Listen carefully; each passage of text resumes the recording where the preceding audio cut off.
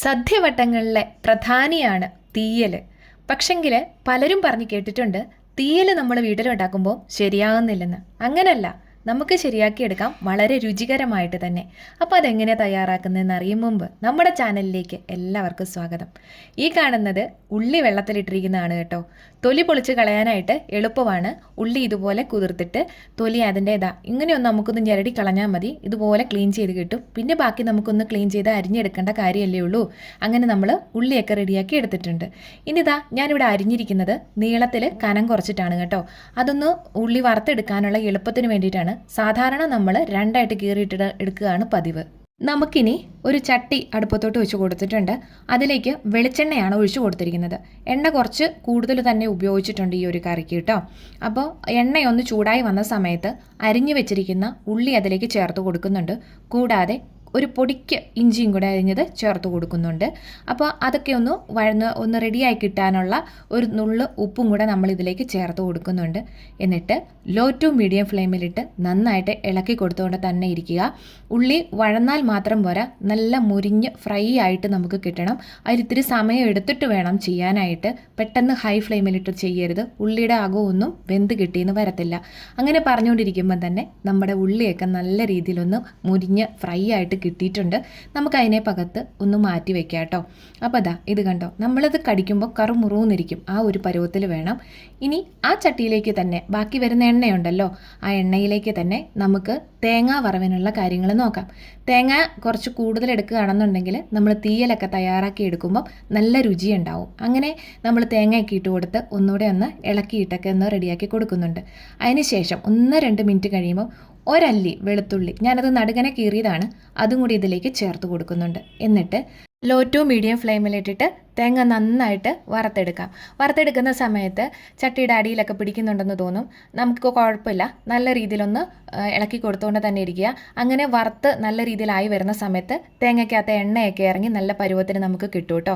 അപ്പോൾ നമ്മൾ ഇടയ്ക്ക് കുറച്ച് കറിവേപ്പില ചേർത്ത് കൊടുക്കുന്നുണ്ടായിരുന്നു. അതുകൂടാതെ പൊടികൾ ചേർത്ത് കൊടുക്കുക.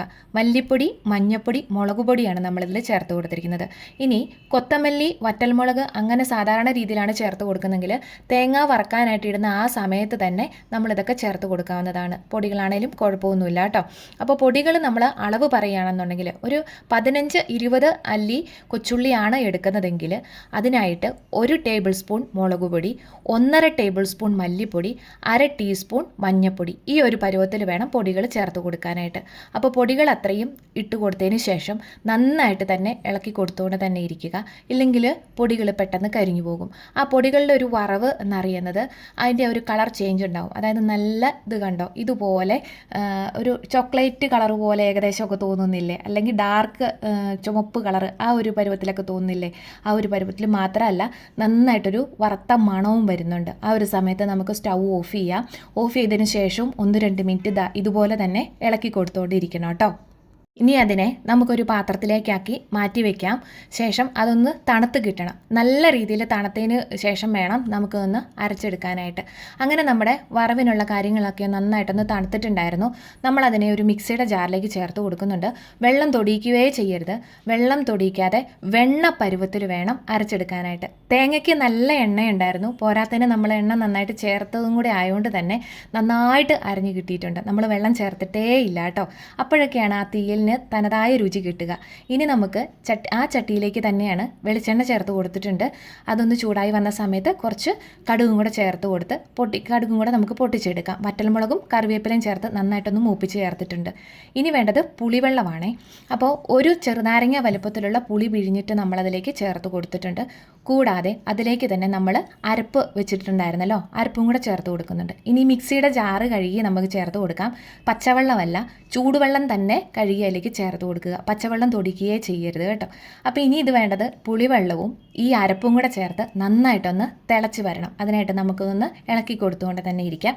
പിന്നെ ഉപ്പിനൊരു ശകലം കുറവുണ്ടാവുമല്ലോ, അപ്പോൾ ആ ഒരു പാകത്തിനുള്ള ഒരു സ്വല്പം ഉപ്പും കൂടി ഇതിലേക്ക് ചേർത്ത് കൊടുക്കുക. എന്നിട്ട് നന്നായിട്ടൊന്ന് തിളച്ച് വരുന്ന സമയത്ത് വറുത്ത് നമ്മൾ ഉള്ളി മാറ്റി വെച്ചിട്ടുണ്ടല്ലോ, ആ ഉള്ളി എല്ലാം കൂടി ഇതിലേക്ക് ചേർത്ത് കൊടുക്കാം.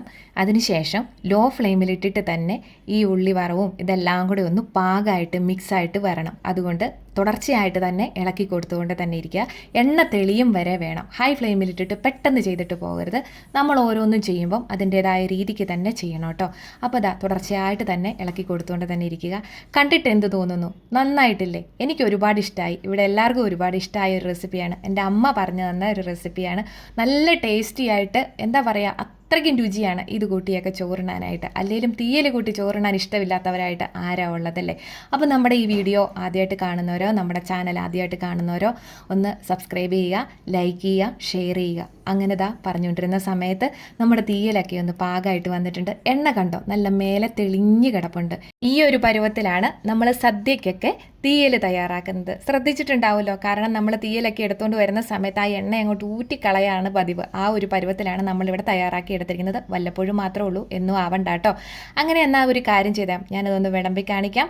അടിപൊളിയായിട്ടില്ലേ? തീർച്ചയായിട്ടും ഒന്ന് ട്രൈ ചെയ്ത് നോക്കിക്കോളൂ ഇനിയത്തെ സദ്യ തയ്യാറാക്കുന്ന സമയത്ത്. അപ്പോൾ വീണ്ടും കാണും വരെ ടാറ്റാ.